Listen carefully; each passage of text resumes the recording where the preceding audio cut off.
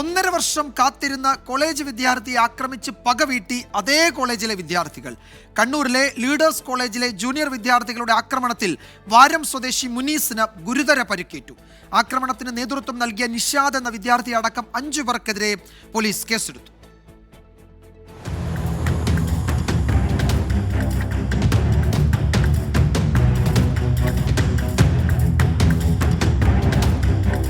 Cinema കഥകളിൽ മാത്രം കണ്ട കാഴ്ചകൾ കൺമുന്നിൽ ഞെട്ടിക്കുന്ന യാഥാർത്ഥ്യമാവുകയാണ്.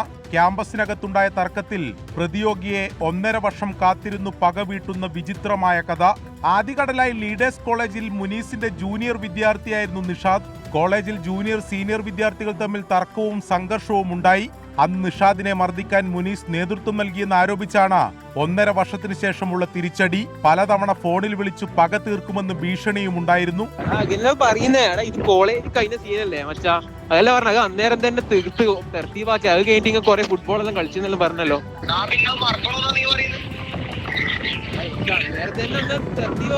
കോളേജ് കഴിഞ്ഞിട്ടായി 2 കൊല്ലാണ്ടായില്ലേ.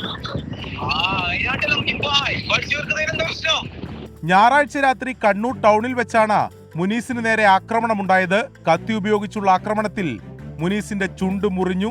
നിഷാദ് എന്ന പ്രതി ഫസ്റ്റ് തന്നെ വന്ന് അടി തുടങ്ങി. അപ്പോൾ അത് അടി കണ്ട് നമ്മളെന്താക്കി പിടിച്ചു വെക്കാൻ പോയി. ഒരു മാസ്കിലിട്ട 3-4 ടീം വേറെ ഇപ്പുറത്ത് നിന്നെല്ലാം വന്നിട്ട് ആടുള്ള എന്താ ഉള്ളത് നിലത്ത് കാണുന്നത് അതെടുത്തിട്ട് അടിക്കലായി. മുനീസിന് ഒറ്റയ്ക്ക് നിഷാദിന് കിട്ടി. എന്താണെന്നറിയില്ല, കത്തി പോലത്തെ എന്തോ എടുത്തിട്ടാണ് തലയിലേക്ക് വീശിയതാണ്. അപ്പോൾ എന്തോ ഇങ്ങനെ ആക്കിയാലോ ഇവിടെ ചുണ്ടിനാണ് ഉള്ളത്. അപ്പോൾ അവിടെ തന്നെ പോലീസുകാർ വരുമ്പോൾ അവരെല്ലാവരും ഓടി രക്ഷപ്പെട്ടു. ഇത് 2 വർഷം മുമ്പുള്ള ഒരു പ്രശ്നമായിരുന്നു. അത് അന്ന് പ്രശ്നം പറഞ്ഞാൽ തീർത്തതായിരുന്നു. ഇപ്പോൾ 2 വർഷത്തോളം അവർ ഈ പഴയും കൊണ്ടിങ്ങനെ കൊണ്ടു നടക്കുകയായിരുന്നു. കാൾടെക്സിന് വേറെ കാണാൻ പോയ സമയത്തായിരുന്നു പെട്ടെന്ന് അവിടെ ഇവർ പ്രതികളെത്തി 5-8 ആൾ കൂടിയിട്ട് ഇവരെ വളഞ്ഞ് ആക്രമിക്കുന്നത് ഒറ്റയ്ക്ക്. അപ്പോൾ അക്രമം മൊത്തം ജനങ്ങളുടെ അടുത്തുകൂടി. അപ്പോൾ 1-2 വണ്ടി പോലീസുകാരുടെ എത്തിയ ശേഷം ഇവർ ഓടി രക്ഷപ്പെടുകയാണ് ഉണ്ടായത്.